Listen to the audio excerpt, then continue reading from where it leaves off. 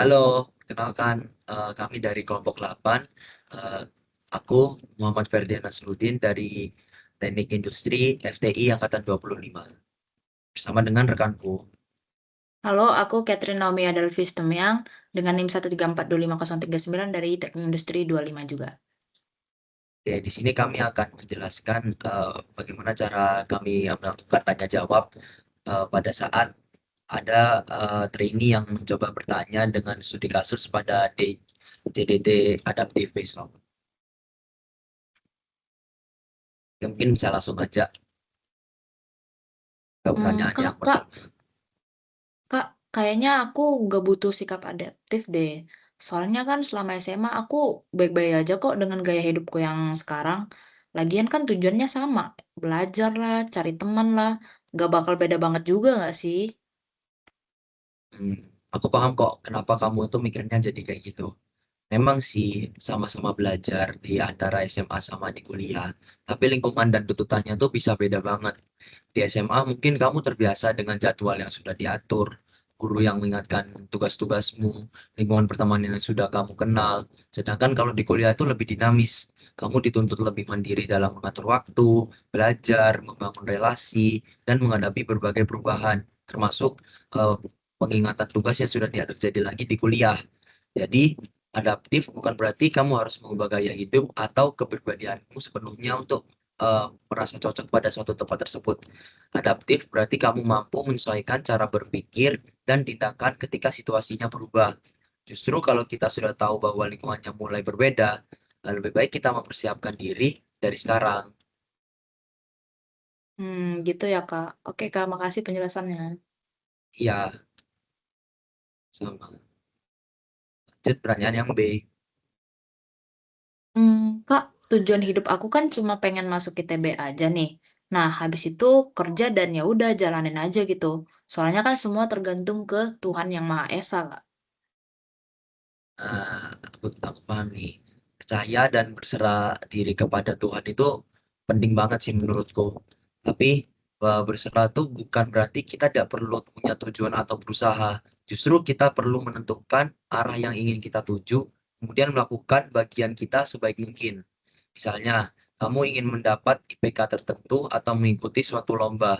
Kamu bisa membuat tujuan tersebut dengan menggunakan SMART goals menjadi sebuah eh, tujuan yang cerdas, yang pintar, yang ada tujuan yang baik itu. Tujuannya itu spesifik, bisa diukur, realistis, relevan, dan punya batas waktu. Setelah itu, hasil akhirnya tetap kita serahkan kepada Tuhan. Jadi, kita tetap punya arah dan usaha, tetapi tidak lupa bahwa hasil akhirnya bukan sepenuhnya bukan berada dalam kendali kita. Itu. Oke, Kak, oke. Oke, kita lanjut ke pertanyaan yang C. Kak, aku nggak usah jawab pertanyaan aja ya, atau beli anak panah. Soalnya kita mau puasa aja, nggak usah makan, nggak usah beli makan kita nih. Boleh aja sih kamu punya strategi yang beda, strategi yang kayak gitu. Tapi coba kamu pikirkan lagi nanti konsekuensinya gimana kalau kamu ambil keputusan kayak gitu. Dalam situasi kayak gini, kita perlu melihat sumber daya yang kita punya dan menentukan strategi yang paling memungkinkan untuk kita mencapai tujuan. Di kehidupan kuliah juga begitu. Kadang kita menghadapi keterbatasan waktu, energi, dan atau kemampuan. Bukan berarti kita langsung menyerah atau menghindari tantangan atau hambatan yang ada. Kita perlu mencari alternatif dan menyesuaikan strategi. Kalau cara pertama tidak berhasil, kita bisa mencoba cara lain. Kalau cara lain tidak berhasil, kita masih bisa mencoba cara lain-lainnya. Bertanya kepada orang lain atau memanfaatkan sumber daya yang tersedia. Jadi, intinya adaptif bukan sekedar bertahan, tetapi bagaimana kita tetap bisa mencapai tujuan meskipun kondisi yang dihadapi berubah. Gitu. Oh, gitu ya, Kak. Oke deh, Kak, oke. Nah, mungkin bisa dilanjut ke yang pertanyaan deh. Oke. Enggak, aku nggak yakin deh dapat temen yang deket banget di kuliah. Soalnya kalau di SMA aku tuh dulu tuh udah dapat temen yang udah kayak bestie sefrekuensi gitu. Jadi nggak bisa move on dari mereka gitu, Kak. Gimana nih? Jujur, aku pertama kali kuliah juga ngerasa kayak gitu kok. Wajar banget sih kalau kamu masih ngerasa dekat dengan teman SMA kamu. Apalagi kan udah bertahun-tahun bersama. Tapi kamu juga nggak boleh nih melupakan ataupun menggantikan mereka hanya karena sudah kuliah. Nah, kamu kan sekarang udah memasuki lingkungan yang baru. Jadi, kamu juga punya nih kesempatan untuk membangun relasi pertemanan yang baru. Nah, coba mulai nih dari hal sederhana, kayak kayak sapa teman, ikut diskusi, atau gabung dalam kegiatan kampus. Misalnya kayak CDT yang kita lakuin nih sekarang ini. Nah, jangan nunggu sampai kamu nemuin orang yang langsung cocok banget dengan kamu. Karena pertemanan itu juga butuh proses, guys. Jadi, kamu tetap pertahanin hubungan baik dengan bestie SMA kamu, tapi jangan nutup diri ya dari orang-orang baru saat kamu kuliah, karena salah satu bagian dari social adjustment yang kita pelajari tadi, yaitu kemampuan kita untuk bangun hubungan dengan lingkungan yang baru. Gitu. Oh, oke Kak, makasih ya. Oke, mungkin bisa dilanjut ke pertanyaan terakhir. Oke, Kak, aku takut banget nih kalau aku nggak bisa adaptasi, nggak bisa survive di ITB ini. Aku takut kena DO karena apa indeksku untuk terus Kak. Apalagi kan belajarnya di ITB ini ngebut-ngebut banget ya pesnya. Nanti nilai aku jelek gimana ya Kak?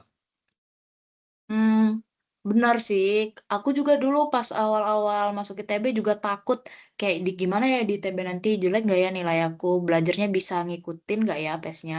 Apalagi kan kamu juga baru ngehadapin lingkungan baru kan dari SMA ke kuliah.